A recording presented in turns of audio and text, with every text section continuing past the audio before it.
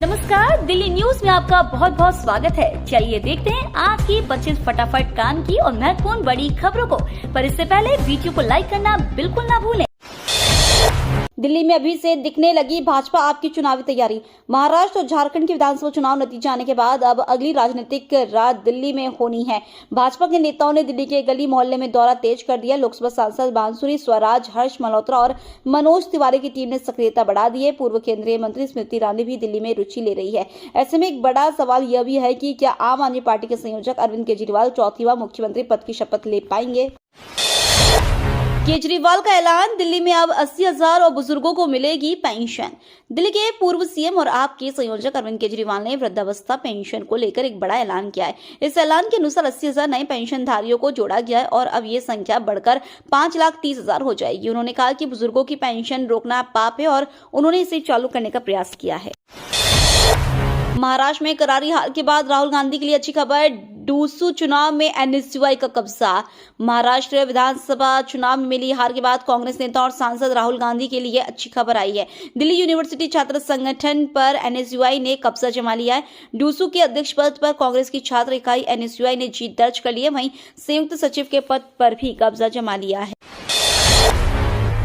चुनाव से पहले कांग्रेस ने दिल्ली के इंचार्ज को बदला। दिल्ली विधानसभा चुनाव से ऐन पहले कांग्रेस पार्टी ने काजी मोहम्मद निजामुद्दीन को दिल्ली का प्रभारी नियुक्त किया है। इसके साथ ही पार्टी ने दिल्ली विधानसभा चुनाव के लिए स्क्रीनिंग कमेटी का भी ऐलान कर दिया है। पार्टी सूत्रों के मुताबिक उत्तराखंड से विधायक काजी मोहम्मद इससे पहले राजस्थान के लिए भी काम कर चुके हैं। काजी को मौजूदा दिल्ली कांग्रेस अध्यक्ष देवेंद्र यादव का नजदीकी माना जाता है। दिल्ली द्वारका के डाबड़ी में पुलिस के साथ मुठभेड़, सद्दाम गौरी गैंग के 2 बदमाश गिरफ्तार। राजधानी दिल्ली के डाबड़ी थाना की पुलिस टीम ने मुठभेड़ के दौरान सद्दाम गौरी गैंग के 2 बदमाशों को गिरफ्तार किया। इनमें से एक बदमाश के पैर में गोली भी लगी है, जिसकी पहचान सूरज के रूप में हुई है, जबकि दूसरे की पहचान फैज उर्फ पठान के रूप में हुई है। इनके पास से पुलिस टीम ने 2 सेमी ऑटोमेटिक पिस्टल, 2 जिंदा कारतूस और 2 खाली खोखे बरामद किए हैं। सिपाही हत्याकांड मामले में बदमाशों का चौंकाने वाला खुलासा।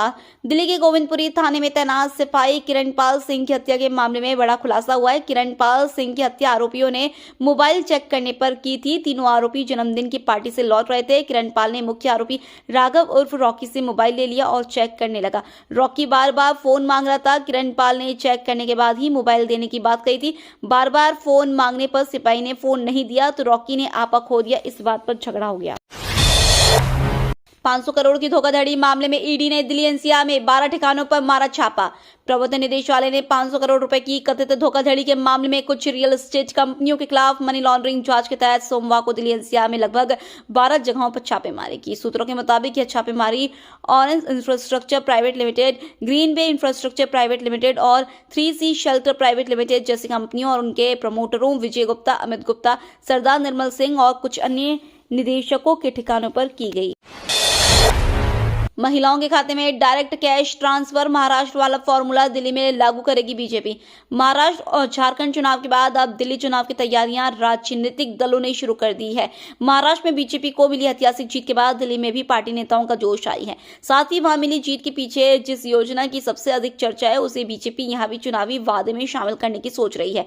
दिल्ली विधानसभा चुनाव के लिए बीजेपी महिलाओं के लिए सीधे नगद ट्रांसफर योजना लाने की सोच रही है। यह योजना महाराष्ट्र की लाडली बहन योजना जैसी होगी, जिसका श्रेय महाराष्ट्र में महायुति की जीत को दिया जा रहा है। दिल्ली एनसीआर में लागू रहेगा ग्रैब 4, वायु प्रदूषण के बीच सुप्रीम कोर्ट का फैसला। दिल्ली एनसीआर की आबो हवा में भले ही थोड़ा सुधार देखने को मिला हो, लेकिन सुप्रीम कोर्ट ने सख्तियों में ढील देने से इनकार कर दिया। सुप्रीम कोर्ट ने सोमवार को दिल्ली में लागू किए गए ग्रेडेड रिस्पांस एक्शन प्लान 4 के नियमों में ढील देने से इनकार कर दिया। हालांकि कोर्ट ने वायु गुणवत्ता प्रबंधन आयोग को निर्देश दिया कि वह यह विचार करे कि बड़ी संख्या में छात्र जो स्कूल नहीं जा पा रहे, मिड डे मील का लाभ नहीं उठा पा रहे, ऑनलाइन कक्षाओं में हिस्सा नहीं ले पा रहे, उनके लिए क्या किया जा सकता है। 1 करोड़ के गहने लेकर फरार हुआ ज्वेलरी शॉप का कर्मचारी को पुलिस ने पकड़ा। दिल्ली पुलिस ने सोमवार को चांदनी चौक के ज्वेलरी शॉप से 1 करोड़ रुपए के सोने के गहने चुराने के आरोप में एक व्यक्ति को गिरफ्तार किया है। पकड़ा गया आरोपी अमित वर्मा उसी दुकान में कर्मचारी था। पूछताछ में उसने बताया कि वो भारी कर्ज में डूबा हुआ था, जिससे निकलने के लिए उसने इस चोरी को अंजाम दिया। मोबाइल से घर बैठे राशन कार्ड ई-केवाईसी ऑनलाइन शुरू। राष्ट्रीय खाद्य सुरक्षा अधिनियम के तहत सभी राशन कार्ड धारी सदस्य को अपना राशन कार्ड ई-केवाईसी करना अति आवश्यक है। ऐसे में कई सारे राशन कार्ड धारक का राशन कार्ड ई-केवाईसी नहीं हुआ है, तो आप सभी अपना राशन कार्ड ई-केवाईसी स्टेटस को घर बैठे nfsa.gov.in के माध्यम से ऑनलाइन के द्वारा ही कर सकते हैं। दिल्ली में अवैध बोरवेल वालों पर होगा एक्शन, एनजीटी का एमसीडी को आदेश। एनजीटी में दिल्ली नगर निगम को न्यू अशोक नगर इलाके में अवैध रूप से संचालित बोरवेल के खिलाफ कार्रवाई करने का निर्देश दिया। एनजीटी एक याचिका पर सुनवाई कर रहा था। याचिका में दावा किया गया था कि कुछ स्थानीय लोगों ने सड़क पर अवैध रूप से बोरवेल कराए। ये लोग पर्यावरण नियमों का उल्लंघन करते हुए उनका संचालन कर रहे हैं। एनजीटी ने 20 नवंबर को पारित अपने आदेश में एमसीडी को उक्त निर्देश दिए हैं। प्रदूषण में स्कूल फिर से खोलने का नया आदेश, सुप्रीम कोर्ट ने दे दिया निर्देश।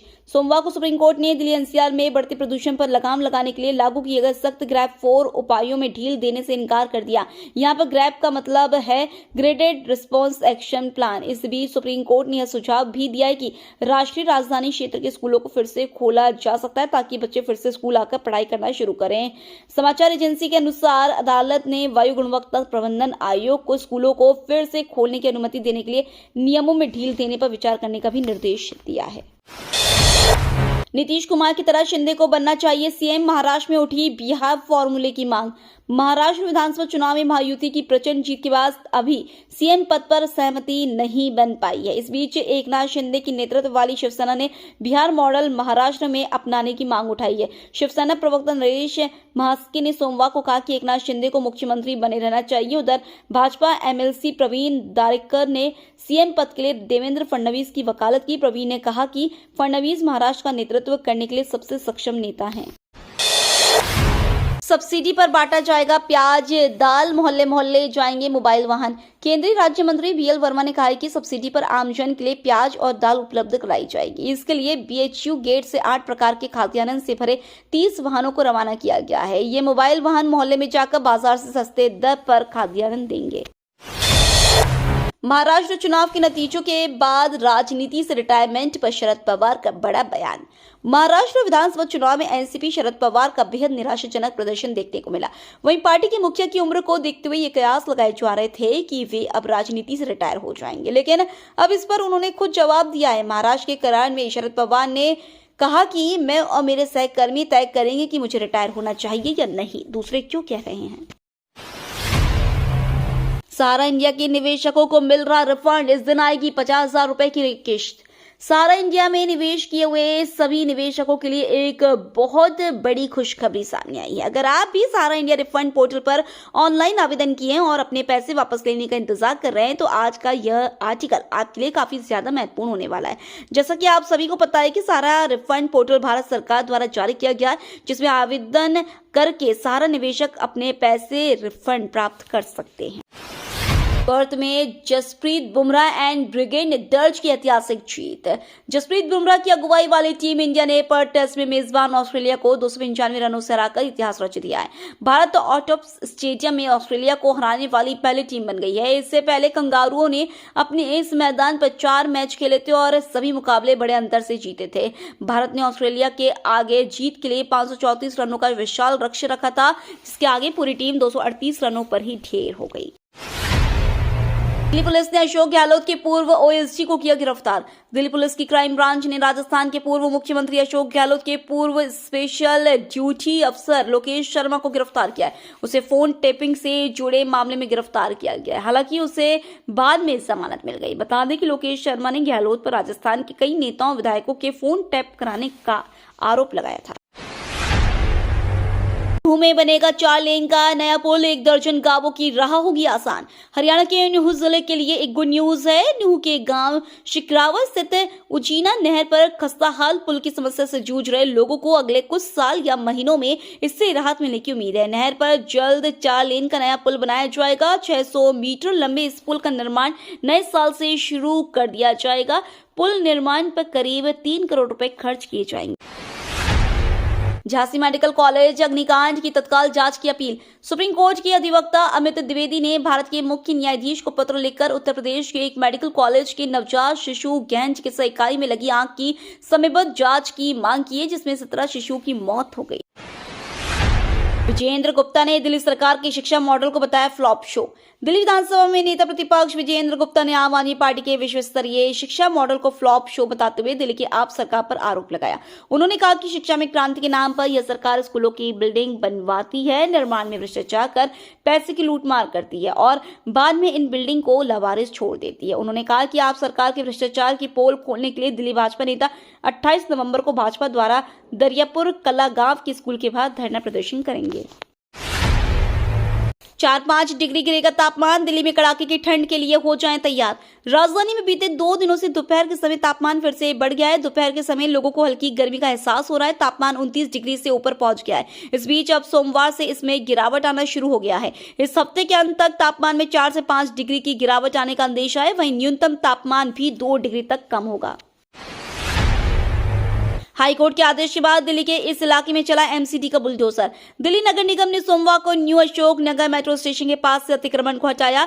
रेहड़ी और अस्थायी दुकानों को बुलडोजर से तोड़ दिया गया। यहां पर अतिक्रमण को लेकर एक याचिका हाईकोर्ट में दायर की गई थी। हाईकोर्ट के आदेश के बाद निगम ने सक्रियता दिखाते हुए कार्रवाई की है। लाइब्रेरी की बिल्डिंग तोड़ने पर एमसीडी को फटकार।